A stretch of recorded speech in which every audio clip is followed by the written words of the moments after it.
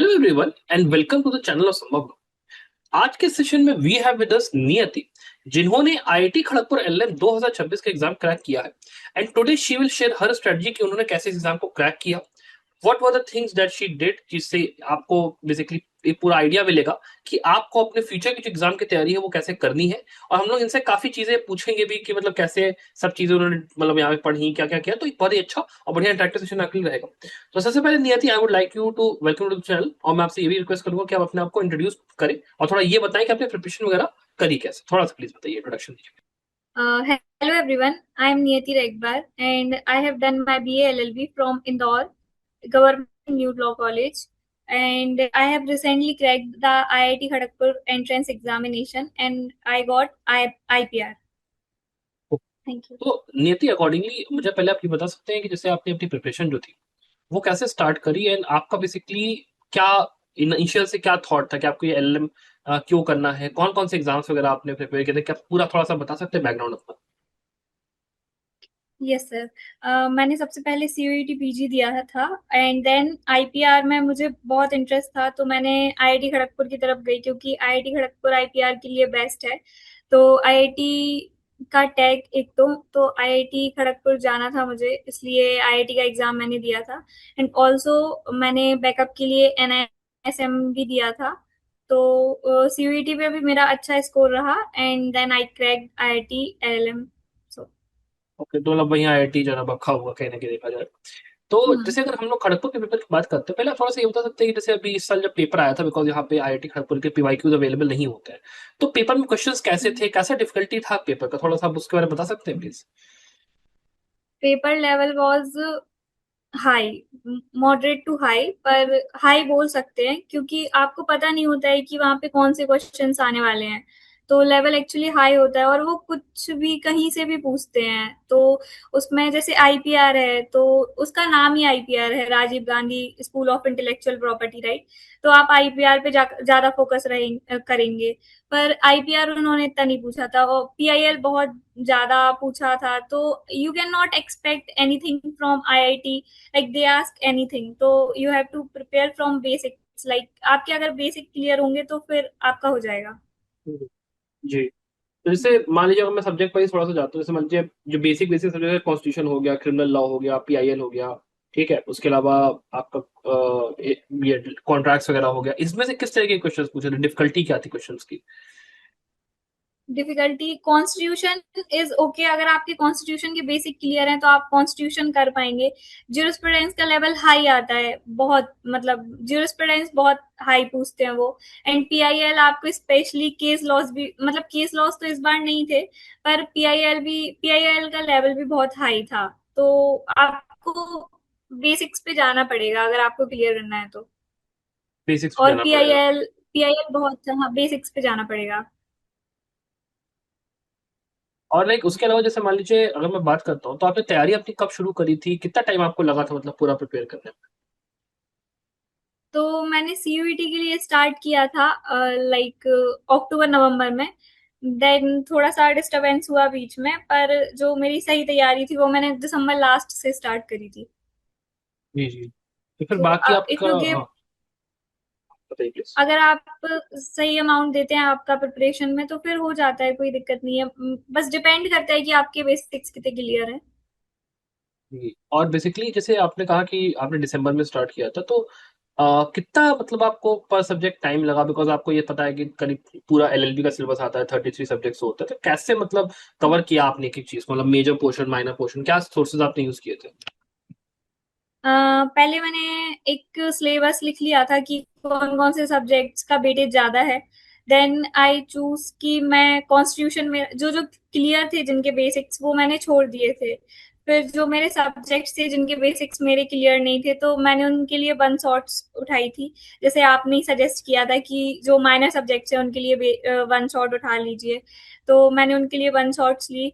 And then जो मेरे पास notes available थे, मेरी फ्रेंड थी जिसने मेरे को नोट्स प्रोवाइड करे थे, तो मैंने वो नोट्स पे ध्यान दिया और I stick to only one. मतलब बहुत सारे मैंने सोर्सेज यूज नहीं किए, ओनली वन सोर्स और two sources I used and that's all. Like कि आप बहुत सारे सोर्सेज पे मत जाइए, आप सेम सोर्स को बार बार रिवाइज कीजिए तो हो जाता है। और जैसे मान लीजिए आपने नोट्स की बात करी है, वो बात करी, तो ऑनलाइन में भी जैसे कभी कभी नोट्स अवेलेबल होते हैं, वन शॉट वीडियोस आप देख ले तो उससे कहीं ना कहीं काफी हद तक आपका सिलेबस प्रिपेयर हो जाता है, अगर आप देखें तो हाँ। काफी हद हम्म। तक। जी। और उसके अलावा जैसे मान हाँ। लीजिए अपने उसके अलावा लाइक मॉक पेपर्स और बाकी चीजों के लिए कैसे किया, या फिर मतलब और अपना बाकी सोर्सेज कैसे यूज किए? हाँ, मैंने संभव लॉ का सब्सक्रिप्शन लिया था मॉक पेपर्स के लिए। तो मॉक टेस्ट तो बहुत हेल्प करते हैं। एक्चुअली मॉक टेस्ट आपको हेल्प करते हैं टाइमिंग के लिए, और पैटर्न पैटर्न से आप फेमिलियर हो जाते हो। If you give mocks, you became familiar to pattern of the paper, कि आपको क्या करना है। जैसे मैंने सीयूईटी के लिए बहुत सारे मॉक्स दिए थे संभव लॉ चैनल से। तो मैंने बहुत मॉक दिए थे, तो मैं जैसे ही पेपर में बैठी थी तो वो सेम था मेरे लिए कि मैं मॉक ही दे रही हूँ, और वो सेम लगा मुझे। और काफी क्वेश्चन रिपीट भी होते हैं मॉक से, तो मॉक्स के लिए तो मैंने संभव लॉ प्रेफर किया था। प्रिफर किया था, जी जी जी। और बाकी इसके बाद मुझे याद है कि जब आप मतलब एज अ स्टूडेंट आप मेरे साथ कितने दिनों से जुड़े हुए थे, तो हम लोग की बहुत बात होती थी इस बीच में कि मतलब कैसे हाँ, तैयारी जैसे मेरे करनी है, क्या मॉक्स करना है। में नंबर नहीं आते थे तो सर मेरे तो नंबर ही नहीं आ रहे हैं, मैं क्या कर सकती हूँ अब, आप बताइए। मेरे बिल्कुल भी मार्क्स नहीं आ रहे हैं वही वही मॉक्स वही में, वही तो वही सर वही वही सर ने बहुत सपोर्ट किया है। वही चीज है, तो उस वजह से हो जाता है। बाकी फिर एक बार एग्जाम हो जाता है, तो एग्जाम होने के बाद भी एंग्जाइटी फिर एक अलग ही हो जाती है, वो भी देखें तो। हाँ वही। तो क्योंकि अभी मॉक्स मॉक्स के बाद अगर मार्क्स नहीं आ रहे हैं तो कोई दिक्कत नहीं है। जस्ट आप एनालिसिस कीजिए मॉक्स का, मॉक को बहुत ज्यादा अच्छे से एनालाइज कीजिए। उसके बाद आप दोबारा देंगे तो आपको पैटर्न समझ आ जाएगा, एंड देन आपको लगेगा कि ये तो सेम ही चीज है जो पहले पूछ रहे थे। ये बात सही है, तो ये हाँ। बात सही है, जी जी। अच्छा नियति, इसके अलावा जैसे एक मैं बात पूछता हूँ, कई स्टूडेंट्स ऐसे हैं जो कि आज अगर आप देखोगे तो थोड़ा सा माहौल डिप्रेसिंग हो गया है, बिकॉज पूरे लीगल एजुकेशन सिस्टम में in the sense of 3 year rule की वजह से। आपका उस पर क्या ओपिनियन है कि 3 ईयर रूल जो है आपका, उसका इम्पैक्ट क्या पड़ता है किसी स्टूडेंट के मोराल पे, और 3 ईयर रूल का जो इम्पैक्ट है एलएलएम खासकर तैयारी करने वाले स्टूडेंट्स, उस पर क्या रहता है आपके हिसाब से? 3 ईयर रूल बेसिकली जो ज्यादातर लड़कियां रहती हैं, ज्यादातर जो मैं अपने कॉलेज का बता रही हूँ, जो मेरी क्लास में स्टूडेंट्स थे वो सबका यही था कि सबको जुडिशरी देनी है। मतलब फिर 3 ईयर रूल आ गया तो हम फिर सेकंड ऑप्शन की साइड गए कि एलएलएम कर लेते हैं, सेफ रहेगा। एंड देन नेट का ऑप्शन भी ओपन हो जाएगा, एंड बहुत सारे लोगों ने कॉर्पोरेट चूज कर लिया उसके बाद। तो वो सेकंड ऑप्शन के लिए एलएलएम बहुत बढ़िया है, कि आपको करना चाहिए एलएलएम। बाकी जी थ्री जी। ईयर प्रैक्टिस रूल से इफेक्ट तो पड़ा है, पर आप वेट करोगे इससे अच्छा है कि आप 1 ईयर एलएलएम भी चूज कर सकते हैं, एंड देन आप गो फॉर जुडिशरी। नहीं, हाँ, ये बात तो सही है, ये बात तो सही है। और उसमें हम्म। भी देखिए ये होता है ना कि जैसे अगर आप एलएलएम चूज कर रहे हो तो अब जैसे ये डाउट आता है कि क्रैक हो पाएगा एग्जाम, नहीं हो पाएगा। जैसे अगर मैं जैसे आपसे मैं पूछूं तो आपने क्या मतलब सीईटी का एग्जाम आपने कहा दिया, आपने आईआईटी खड़गपुर का एग्जाम दिया ना, एनआईएसएम दी, तो मतलब आपने बाकी एग्जाम्स के बारे में प्रेफर नहीं किया था, तो मतलब कैसे आपके दिमाग में ये चीज चल रही थी ये थी? एक्चुअली सर मैंने सीयूईटी तो मुझे स्टार्टिंग से देना था। मैंने सोचा था कि मैं अगर इफ बीएचयू मिल जाता है तो वो जुडिशरी के लिए ठीक रहेगा, और इफ नॉट देन बाकी भी है टीआईएसएस वगैरह जो बहुत अच्छे हैं, 1 ईयर प्रोग्राम है। टीआईएसएस भी मिल जाएगा तो ठीक रहेगा। डीयू मुझे स्टार्टिंग से ही नहीं जाना था, तो फिर मैंने सीयूईटी को एज अ सेकंड ऑप्शन रखा था कि if not IIT then CUET रहेगा मेरे पास। और हम्म। उसमें भी काफी टीयर 1 कॉलेजेस मिल जाएंगे मुझे, तो that is why I also gave CUET PG. CET and PG का बस। एनआईएसएम इट जस्ट कि 100% प्लेसमेंट था। मैंने जस्ट आपके चैनल पे सुना था कि एनआईएसएम भी अपन ट्राई कर सकते हैं, एंड उसके पहले रिजल्ट नहीं आया था, तो फिर मैंने एनआईएसएम भी चूज कर लिया कि दे के देख लेते हैं, तो वही इसलिए चीज मैंने रहती है, एनआईएसएम किया। एनआईएसएम का भी आपने चूज किया। सेकंड, हाँ, ऑप्शन बी सी के लिए मैंने एनआईएसएम और वही। सीयूईटी दिया था। और ये जो चीज होती है कि अपने ऑप्शंस को मल्टीपल अपने रखें, वो बहुत इंपॉर्टेंट होती है। बिकॉज अगर मैं आपसे ही जैसे पूछूं कि जैसे मान लीजिए किसी स्टूडेंट ने क्लैट दिया है, तो क्लैट के बाद अगर उसका जैसे मान लो अच्छा नहीं गया तो फिर सीवीटी भी है, फिर वो नहीं है तो वो है, तो उस चीज से कितनी इंपॉर्टेंस है आपके हिसाब से, नहीं आती? आपको क्या लगता सर एक्चुअली ईयर की बहुत वैल्यू है कि things are very unpredictable. Like अभी तो बहुत ही अनप्रेडिक्टेबल है चीजें। तो मेरे हिसाब से कि आपको 1 ईयर वेस्ट ना करके आपको सेकंड ऑप्शन रखना चाहिए। नॉट कि वेरी लोएस्ट कि आप किसी भी यूनिवर्सिटी से कर लेते हैं। इट जस्ट कि आपको सेकंड ऑप्शन रखना चाहिए कि अगर आपको कोई और भी मिल जाती है तो आप उससे कर सके एलएलएम। है? नहीं, ये बात बहुत इंपॉर्टेंट होती है। और उसमें ये भी हो जाता है कि जैसे क्लैट का एग्जाम जो है उसमें अब जैसे इस बार अगर आप देखोगे तो कट ऑफ काफी हाई जा रहा है, एनलेस का भी हम लोग देखें हाँ 97 के ऊपर कट ऑफ गया है, तो फिर थोड़ा सा ये इंपॉर्टेंट हो जाता है। प्लस जब से 3 ईयर रूल में भी जैसे केस आपका लिस्ट हो नहीं रहा है, काफी अनसर्टिनिटी है, तो फिर काफी हद तक स्टूडेंट्स चाह नहीं रहे हैं छोड़ना। तो एक सॉर्ट ऑफ बात हो जाती है कि जितना आप अपने लिए ऑप्शंस को खुला रखोगे उतना कहीं ना कहीं ठीक रहता है। बाकी एक केस में आपने 3 एग्जाम्स दिए तो फिर थोड़ा सा वो वाली बात हो जाती है। अच्छा, चलिए थोड़ा सा इस पे आते हैं कि आप अब फ्यूचर में जैसे आप जाओगे आईआईटी खड़गपुर, तो क्या मतलब आप सोचा क्या है फ्यूचर के बारे में, कैसे मतलब आप अप्रोच लेना है? Sir, IIT Kharagpur is one of the best institute for IPR, तो मैं तो बहुत खुश हूँ वहाँ जाने के लिए। एक्चुअली मुझे कैंपस लाइफ भी चाहिए थी, तो मैंने इसलिए भी आईआईटी खड़गपुर चूज किया। बाकी फिर मैं कॉर्पोरेट के साइड जाना चाहूंगी उसके बाद, आईआईटी खड़गपुर के बाद तो।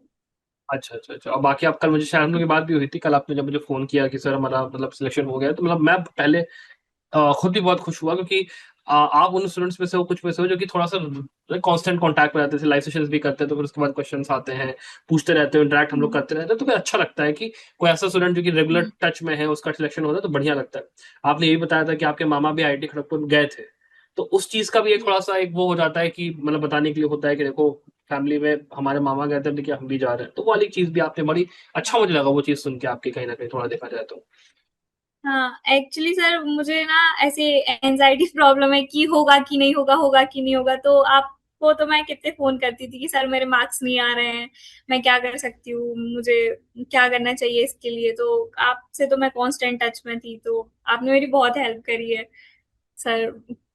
कि वही तो की एनालिसिस कीजिए, मॉक को एनालिसिस कीजिए, जो पॉइंट वीक लग रहा है उसको आप रिपीट में पढ़िए, कहाँ पे गलती हो रही है। वो जी, बस गलतियों वो को गलतियों सुधारो, को फिर सुधारो चीजें हो और जाती आगे बढ़ो, सिंपल सी बात है। अच्छा, ये तो एक चीज और हैं। होती है। हाँ जी, एक चीज ये हो जाती है, जैसे मान लीजिए कई स्टूडेंट्स हैं जो कि अब देखिए एलएलएम का एग्जाम देते हैं, लेकिन फॉर सम रीजन ऐसा होता है कि वो नहीं सक्सीड कर पाते, वे दुखी हो जाते हैं कि नहीं हुआ, अरे मैं क्या करूँ। उनके लिए आपके पास क्या मैसेज है? सर मैं बोलूंगी कि आप, अगर आपको ड्रॉप भी लेना पड़ रहा है कि तो ठीक है। आप अगर 1 साल ड्रॉप लेके आपको अगर कॉलेजेस मिल रहे हैं, उसके बाद भी आप क्लेट, सीयूईटी, आईआईटी, 3 चीजें हैं, और भी एग्जाम्स हैं जो आप दे सकते हैं। तो इफ यू गिव और आप अच्छी जगह जाओगे, अच्छी जगह से एलएलएम करोगे, तो वो ज्यादा बेटर रहेगा आपके लिए, इंस्टीड ऑफ कि आप किसी फालतू जगह से एलएलएम कर लो और उसके बाद फिर तो ड्रॉप ही ड्रॉप है ना। अगर उसके बाद नहीं हुआ तो इससे अच्छा है कि पहले आप 1 साल ले लो। आप 3 से 4 महीने किसी भी एग्जाम के लिए जो एंट्रेंसेस होते हैं उसके लिए इनफ होते हैं, आप अगर अच्छे से तैयारी करोगे तो हो जाता है, अच्छे से पढ़ने से हो जाता है। नहीं वो बात तो सही है। और उसके अलावा ये भी होता है ना कि जैसे आप अगर अपने दिमाग में टारगेट नहीं सेट करोगे कि मुझे ये चीज करनी है, तब हम्म, तक वो चीज आपकी हो नहीं पाएगी। मतलब अगर आप जैसे मान लीजिए कोई भी हो चैनल नहीं फॉलो कर पाती है। रहे हो और आपको पता चला कि एग्जाम या होने वाला है, तो 1-2 महीने से पहले तैयारी करोगे तो वो उतना अच्छे चांसेस नहीं होंगे। लेकिन अगर जैसे आपने कहा 3-4 महीने पहले, जैसे कुछ एग्जाम जैसे आपके हिसाब से खड़गपुर जो एग्जाम है या सीयूईटी का 3-4 महीने 5 महीने पहले ठीक है, लेकिन क्लैट के लिए थोड़ा सा ज्यादा टाइम लगता है। फिर कुछ एग्जाम्स के लिए ऐसा भी हाँ, होता वो है कि वो, हाँ, वो मतलब डिफिकल्टी पे डिपेंड करता है कहीं ना कहीं। डिफिकल्टी पे डिपेंड करता है एक्चुअली। क्लेट के लिए थोड़ी सी प्रैक्टिस ज्यादा चाहिए आपको। सीयूईटी और आईआईटी के लिए ऐसा है कि सीयूईटी तो एकदम ऐसा है कि आप पैटर्न रिपीट करता है। आईआईटी आप एक्सपेक्ट ही नहीं कर सकते कि कहाँ से क्या कैसे पूछ लेगा, कुछ भी नहीं, क्योंकि उसका कोई भी सिलेबस नहीं है, कोई भी उसके प्रीवियस ईयर पेपर नहीं है, और जो उनका एक प्रीवियस ईयर पेपर साइट पे है उससे मैचिंग कुछ भी नहीं आता है उसमें, एकदम सारा अलग है। बहुत कुछ भी पूछते हैं आईआईटी वाले तो, लेकिन ये है कि आप वो जो क्वेश्चन है वो 2 से 3 लाइन के ही रहते हैं, तो आप पढ़ के कर सकते हो। लेकिन क्लेट के लिए थोड़ी सी प्रैक्टिस ज्यादा चाहिए आपको, तो हाँ, क्लेट के लिए थोड़ा टाइम चाहिए। टाइम तो लग जाता है। और प्लस देखिए दो टाइम। तीन चीजें ये भी हो जाती है कि जिन एग्जाम्स में नेगेटिव मार्किंग होती है, उन एग्जाम्स में वैसे भी हम्म, इनहेरेंटली टाइम ज्यादा लगता है, बिकॉज आप सारे क्वेश्चन तो करके आओगे नहीं।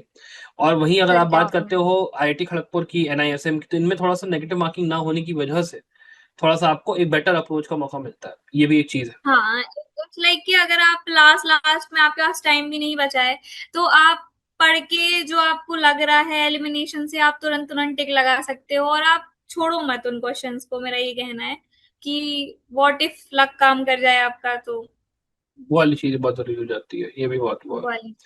हाँ जी। और बाकी हम्म, नियति, इफ आई लाइक, अब मैं थोड़ा सा लास्ट क्वेश्चन पे अपने आऊंगा कि जो प्रिपरेशन होती है, प्रिपरेशन के पॉइंट ऑफ व्यू से आप आपको क्या लगता है कि अगर 3 जो चीजें आपको लास्ट बतानी हो किसी स्टूडेंट को जो अभी इस साल अगले साल अगर तैयारी अभी करेगा आईआईटी खड़गपुर की, तो वो क्या होंगे? किन 3 बातों पे सबसे ज्यादा ध्यान देने की जरूरत है आपके हिसाब से?